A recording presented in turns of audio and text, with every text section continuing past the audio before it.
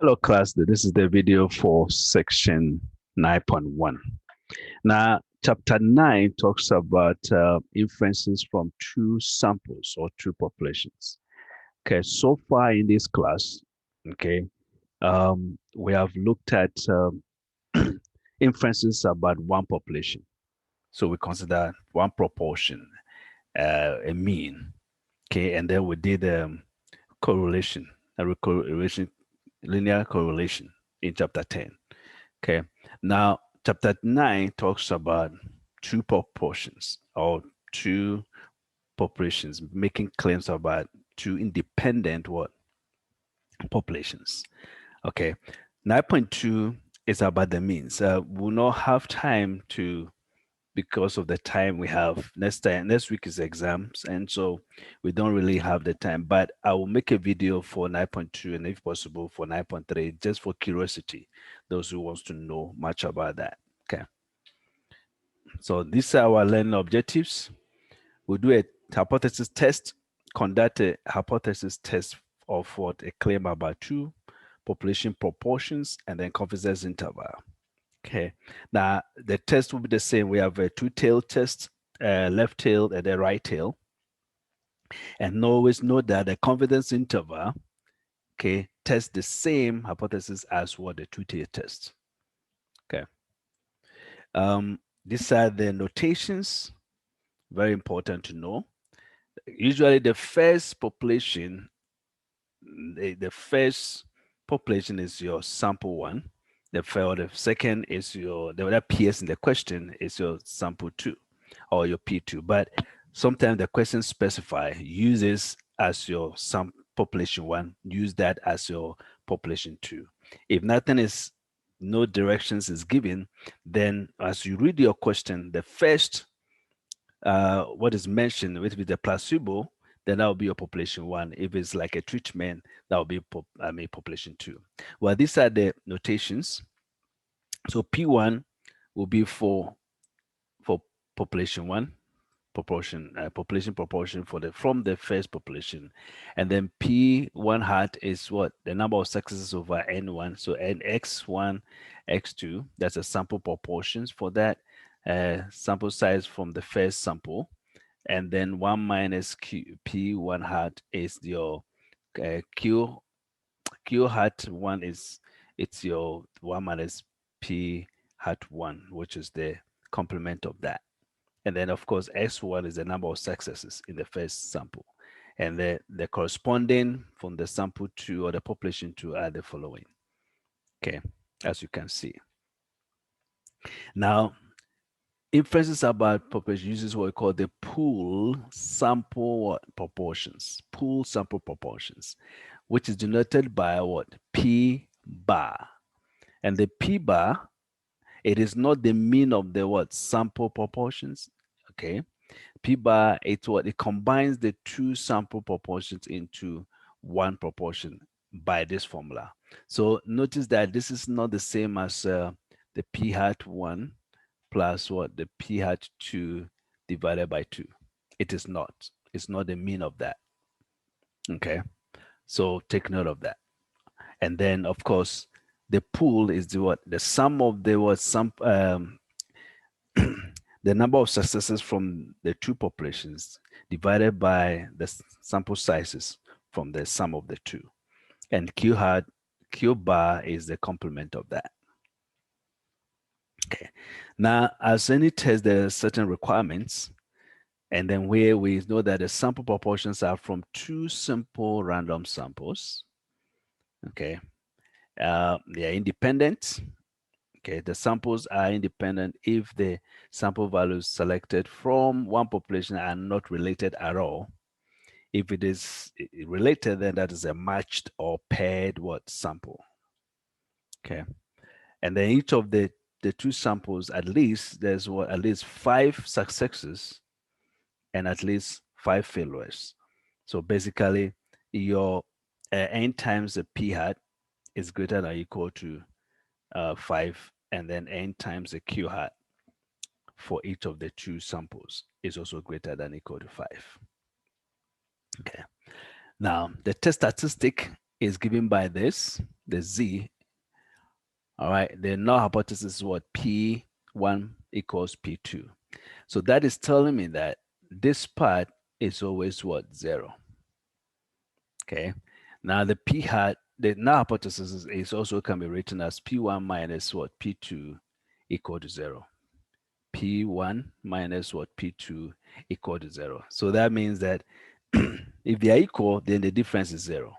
And so if you are doing this by hand, then this is what? The P hat 1 minus P hat what? 2 divided by the square root of what? The P bar and Q bar divided by N1 plus the P bar, Q bar divided by what? N2.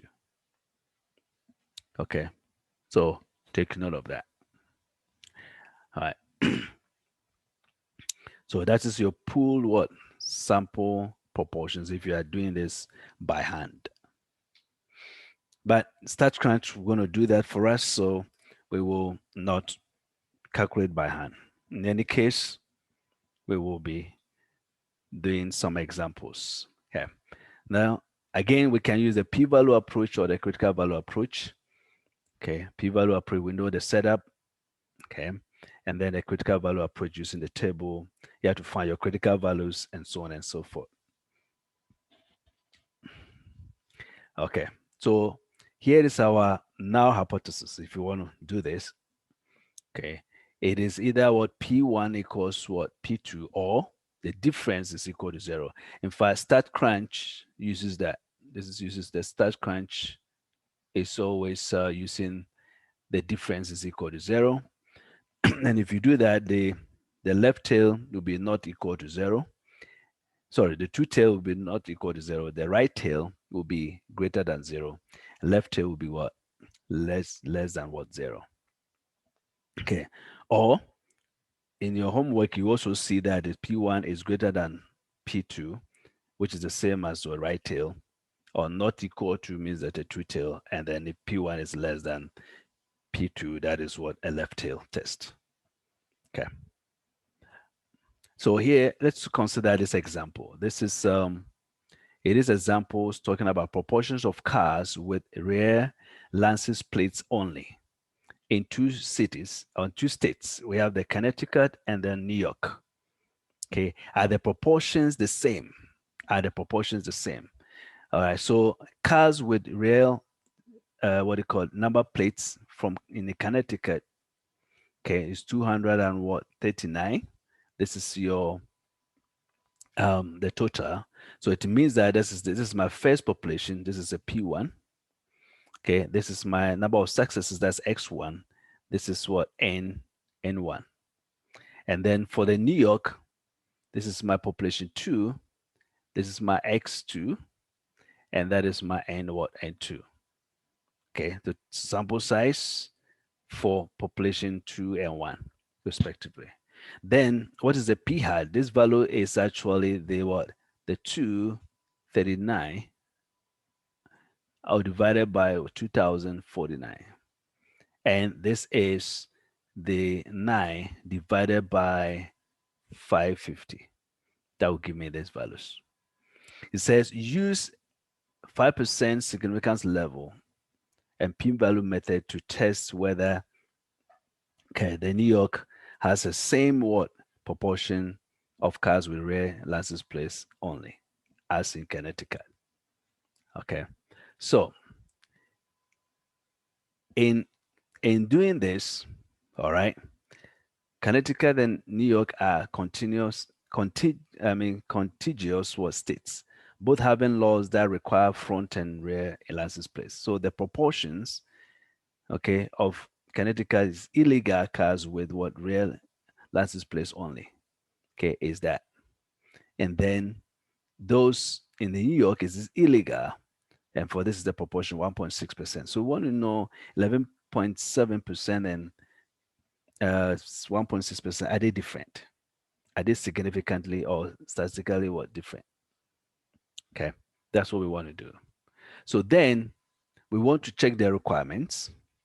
First, the two states, okay? So this is saying that trust the author, meaning they are random, okay, and it's not biased towards maybe people of color or anybody. So that they trust the author is saying that, hey, these are simple random samples, no biasedness, okay. So take note of that. So the two samples are independent. They, of course, they're from different states, Connecticut and then New York, and they are not paired. Okay, they are not related in any way. And then we consider the number of successes, right? Those from Connecticut, that's the 239. Okay, and if you multiply by the proportion, right, you get the New York. There are nine successes for New York, and then have 541 failures. And then for Connecticut, we have 239 successes, and then 8,810. Okay, so we satisfy the requirement that is must be greater than equal to what? Equal to 5 at least. Okay, so to do the p-value approach, okay, and the critical value approach, of course, we know we can set it up. Okay, that's step one. What's my HO? Now, don't forget the P1 is what? The Connecticut. Let's see you. And then the P2 is what? New York. So you are saying that this is P1 is equal to P2. There's no difference.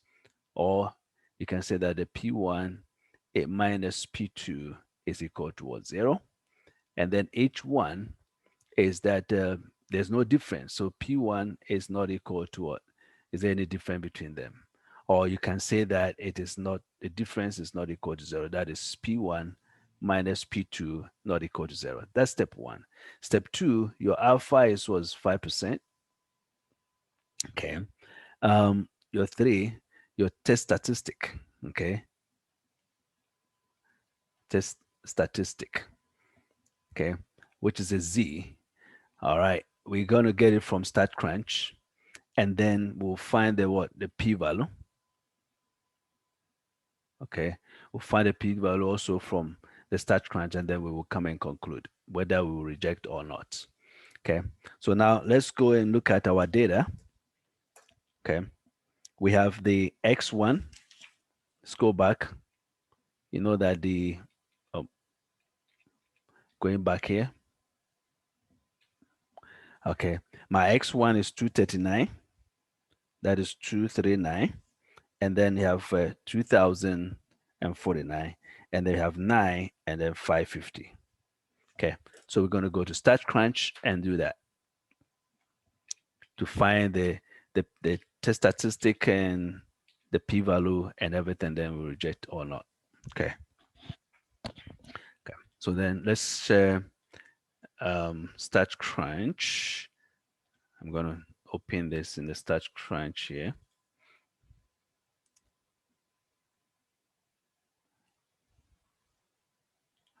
Okay. All right. You're seeing that. So I go to stat. Okay. Now proportion statistics, this time 2 sample with summary. Okay. For sample 1, the number of successes was 239. Okay. The number of observations 2,049. And I have 9, and this is 550. Okay. The difference, as you can see, the hypothesis, the null hypothesis that is what? 0. It is not equal to 0. So leave that intact. Okay. And then let's compute. Okay. My test statistic is 7.12, and the p-value is less than what? 0. Okay. These are the proportions that this is not this is a difference, what? Sample difference. It's not a proportion. Okay. So we have, that's a test statistic, and that is what? The p-value. Okay. So let's go back and then write down our test statistic. It was 7.110, and then the p-value is 0. It's less than, because it says that it is less than what? It says it's less than 0.0001. So it's actually 0. Okay. So in this case, we reject the HO. okay, and conclude that there's sufficient evidence that they are what? They are different, okay? So there is what? A difference. There's a difference that supports that. Now, if I do the p-value, the critical value approach, okay, let's go back. No, oh, this is a 1, 2, not, let's go back to the PowerPoint. So the test statistics is actually 7.12, 7.11 for to 2 decimal places.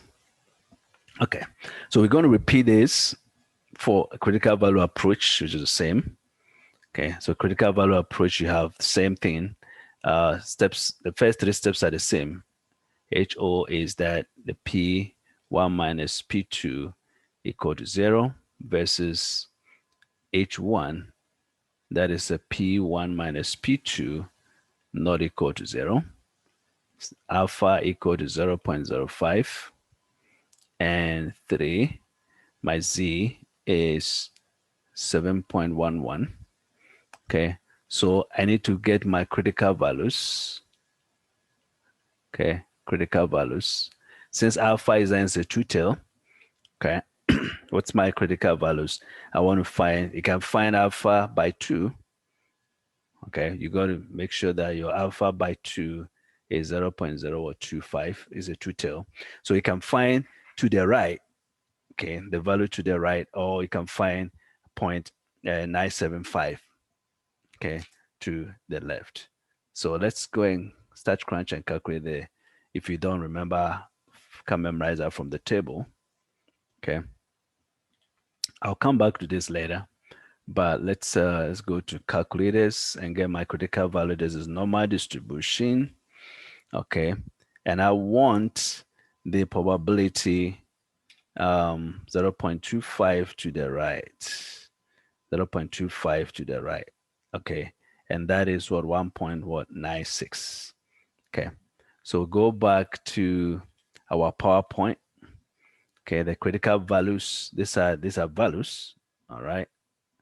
The critical values, your Z 0.05, 0.25 is equal to 1.96. Okay, so what it means that how do I reject or do not reject? Well, this is my, okay, this is my density curve. I have 1.96 here. I have minus 1.96. Okay. And then the test statistics is what, 7 point, which is way to the right. It falls in that region. And so we will reject HO. And same conclusion, reject HO. Okay. Because what the 7.11 is actually greater than 1.96. Okay, and conclude that there's enough evidence to support that there is a difference between the proportions of cars with the rear number plates or license plate only in both states. Okay. Now, with this, we can use the confidence interval because it's a two-tail. All right, confidence interval to determine whether there's this, to reject the HO or not. Okay. Now here, if the confidence interval contains 0, because we are talking about difference, if we're dealing with just one sample, we compare with 50%. Okay. If the confidence interval contains that, contains 0, then you say that there is no difference. That's your null hypothesis. If it doesn't contain 0, then we say that there is was significant or difference. Now, the confidence interval for the two population, the difference between them is that, okay, it's always the point estimate plus or minus what? The margin of error. And this is how we calculate the margin of error. Again, don't worry, StatCrunch will give us that information easily. Okay. So here is the same question. Okay. use the same sample data given to construct 95% confidence interval. That's your 5% significance level. That the confidence interval estimate of the difference between the two population proportions. So what does the result suggest about the claim that Connecticut and New York have the same proportion of cars with rear license plates only? Okay, now remark, note this. When the confidence interval contains 0, then the confidence interval suggests there is significance. There's a significant difference between the two. On the other hand, if it contains 0, there is no significant difference between what the two. Again, because this is what a two-tail test. Okay, because it's what a two-tail test. Okay, so the two-tail test works the same as what the confidence interval. All right. So if I want to use the StatCrunch to do that, we're going to put this inside here, and only here we're going to construct what? A 95% confidence interval, where alpha is still what? 0.05. Okay. So let's go back to StatCrunch. Now remember, if I want to go back to that, I want to enter everything. If I click on this and go to results, oh, put my cursor there, results is hidden. I pick the first one. That's my first. So I have this same thing there. Now go to edit. Okay. I go to edit, and then I just have those values already there. Just check what confidence interval, and this by default is 95%. No, I don't do much work at there. I just what copy that. Okay. So it's going to be, let's say, to 3 decimal places. So you have 0.0883 and then 0.11118. Okay, now I can see this is my confidence interval. It doesn't contain 0, so there is significant difference. Okay, that is why we reject what HO. Okay, so go back to our PowerPoint. Okay, so if I'm using the confidence interval to decide, steps are the same.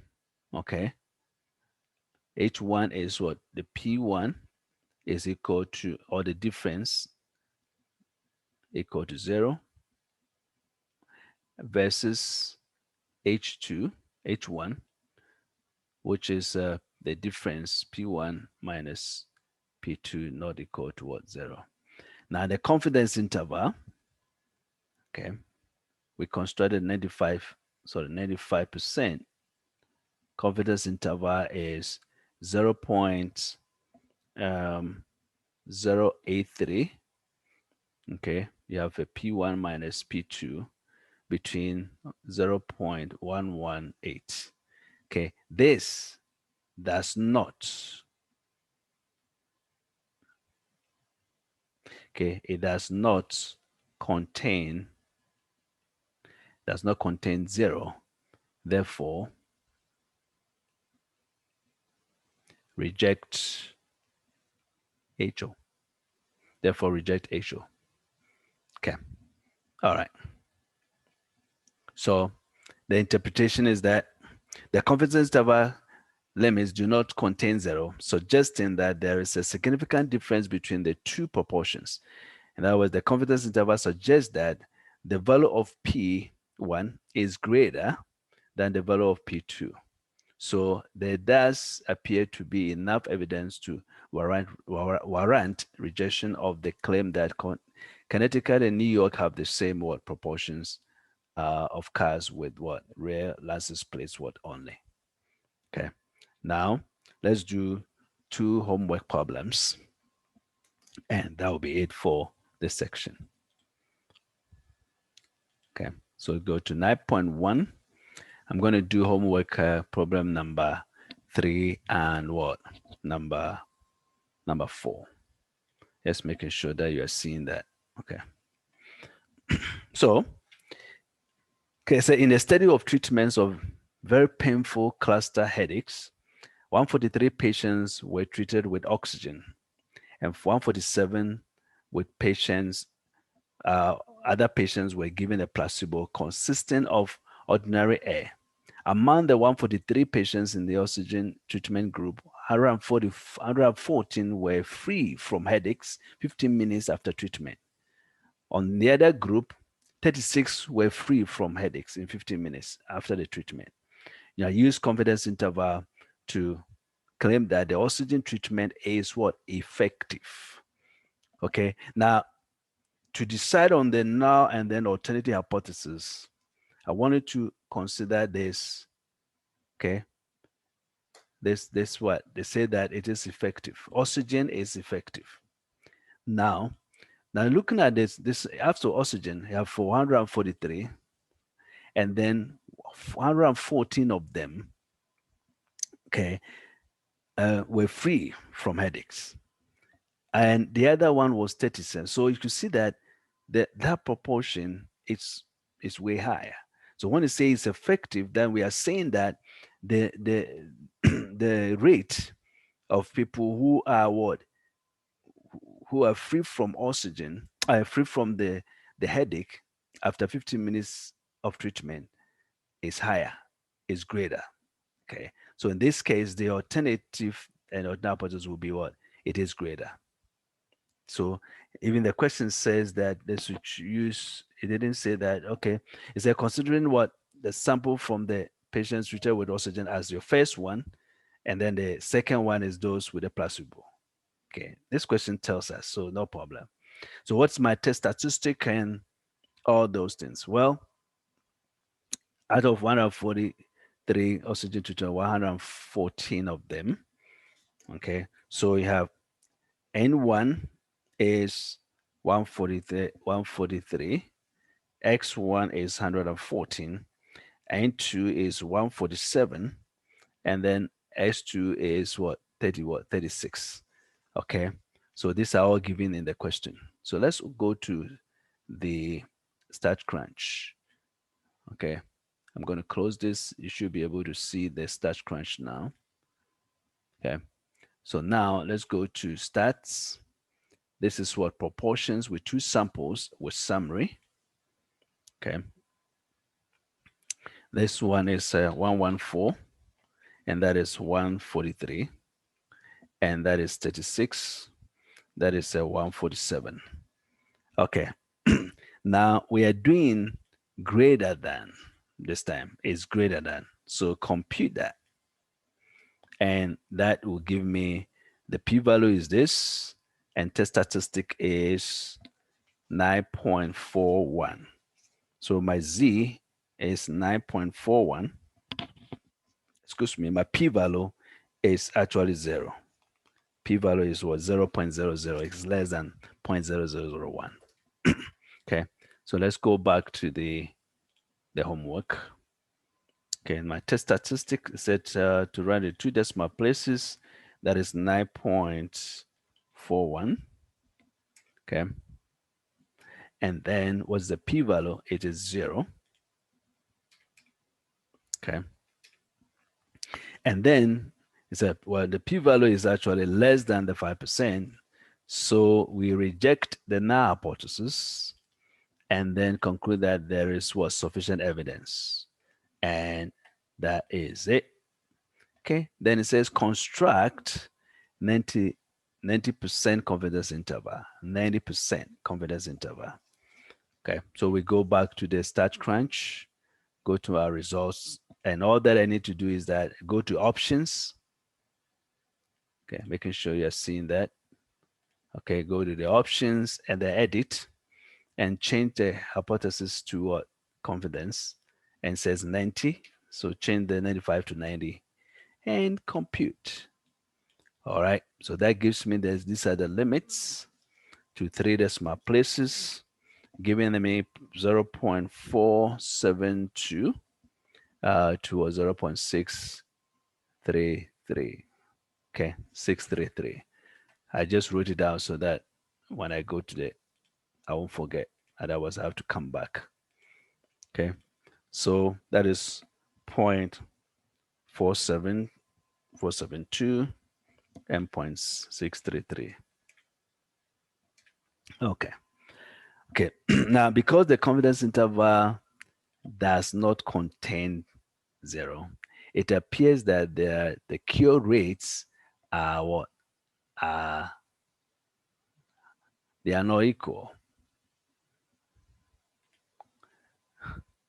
Okay, because if they are equal, that means it contains what? That they are not equal, because the confidence interval includes what? Only the positive values. It appears that the cure rate is what?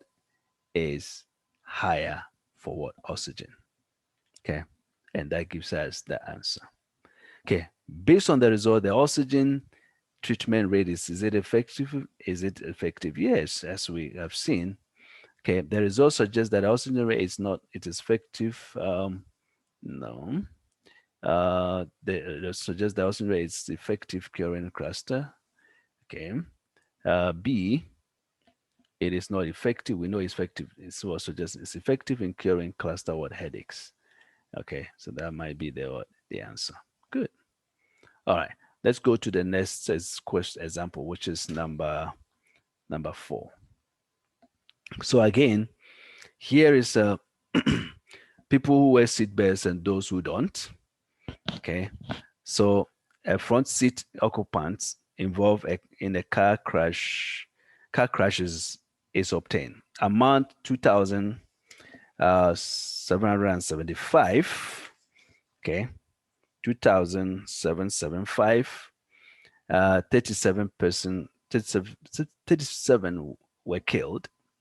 And then among those who don't wear seatbelt, okay, and those who wear seatbelt, we have 7,629 occupants, and then 19 were killed. So note that wearing seatbelt, if you say that it's effective, then it's saying that it reduces the death rate. It reduces that. Okay, so if my first population is those who don't wear seatbelts and those who wear seatbelts, that means that those who don't wear seatbelt, that death rate, that proportion is greater. Okay, that suggests to me my alternative hypothesis. All right, but on the other hand, the question says that use those who wear seatbelt as your first sample, and the other, those who don't, as your second sample. Then you want to say that that should be less. Okay, so that will be a left tail. So depending on what you choose for your first and second population in this case, it will tell what your alternative hypothesis will be. Okay, so the first sample with those who don't wear seatbelt. Second is those who wear seatbelt. All right, so if it is greater, then that would be my answer. Okay, already did this one, so that's why you see that. So that will check that. To test statistic and all the p-values, let's go back to StatCrunch and put these values in. Okay, so it means that my excuse me, my x1 will be 37, my x2 will be the 19. Okay, so go to StatCrunch. I can just edit this one and change the values because the same thing. Just so you know, for those who maybe I don't see, go to stats, proportion, statistics, 2 samples with summary. Okay, my sample 1 is those who don't wear seatbelt. So that is 37, and that is 2,775. This is 19, and that is 7,629. Okay, and then this is what? This is greater than 0. Because P1 minus that is greater than 0, or the same as P1 is greater than P2. So it's greater than 0. So that's the right tail. Okay, so let's compute that. All right, our test statistics are the following. It is 6 points, this value. To 2 decimal places will be 6.68, and the p-value is actually 0. So we're going to reject and say that, yeah, wearing seatbelt is what is effective. Okay, so let's go back to the question, the homework. I enter the results to 2 decimal places. That is 6.68. And the p-value is less than 0.0001, so that's 0. Okay, that is 0. Okay, And then, so p-value is less than 1%. And so we reject the null hypothesis. There is sufficient evidence to claim that the fatality rate is higher for those not wearing seatbelt. Okay. All right. Then we do a confidence interval. Say appropriate confidence interval. Okay, appropriate confidence interval. That means that the alpha is 1%. So we want to construct what? 1 minus alpha. Okay. 1 minus alpha. And that should be what do you call it? This is a right tail. Let's try that. 1 minus alpha. Let's see. That should be if it doesn't work, and I don't know what to change. Yeah. All right. So let's go back to StatCrunch. Okay. I'm just going to change this, edit, and change this to confidence interval as 99. Okay. And then compute. All right. That gives us confidence interval. There is what? To 3 decimal place 0.005 and then 0.017. 0.017. Okay. So go back to the homework. And then we put in these values 0.005, 0.017. Okay, so that's it. All right, because now go back to the confidence interval. Does it contain 0? No, it's all positive. So the limit does not contain 0. What means that then it appears that there's a significant difference. Okay, that the two fatality rates they are not equal. Because if they are equal, it means that you did not reject the null hypothesis. Okay, so they are not equal. Then the confidence interval includes only what? Positive values. It appears that the fatality rate is what? Higher for those not wearing seatbelts. It's what? It means that is what? The, for those not wearing seatbelts. So is it going to be what? Higher. Okay, it's higher for them because those wearing seatbelt reduced the fatality rate. So that is correct. Okay, so what do you conclude? What does the result suggest about the effectiveness of the seatbelt? The result suggests that the use of seatbelts is associated with the same fatality rates as not using one. That's not true. That is when we don't reject the null hypothesis. Second, suggests that the use of seatbelt is associated with higher fatality rates than that using seatbelts. Okay, that's not. The result suggests that the use of seatbelt is associated with lower fatality rate than not using what? A seatbelt. Okay, and of course. Okay. All right. So that brings us to the end. But let me quickly question number 2. I'll just do the first part. Okay, and leave the rest for you. Now here, it says that rhinoviruses typically cause common colds. In a test of the effectiveness of echinacea, 31 of the 38 subjects treated with echinacea developed rhinovirus infections. The placebo, 91 out of 104, developed the infection. Okay, use alpha, as I said, that to claim that echinacea has an effect on the virus infection. It has an effect. That means it is different from 0. Okay, they are not equal. Okay, even though if you look at these two, 31 out of 38 is about 82%, and then 91 out of 104 is about 87, 88%. Okay, so the null hypothesis that is there a difference and no difference. Okay, so no difference and then difference. So that is going to be P1 equals P2, or P1 minus P2 equals 0. And then alternative is what? Not equal to 0. Okay, so hope this helps. And with that, we will come to an end of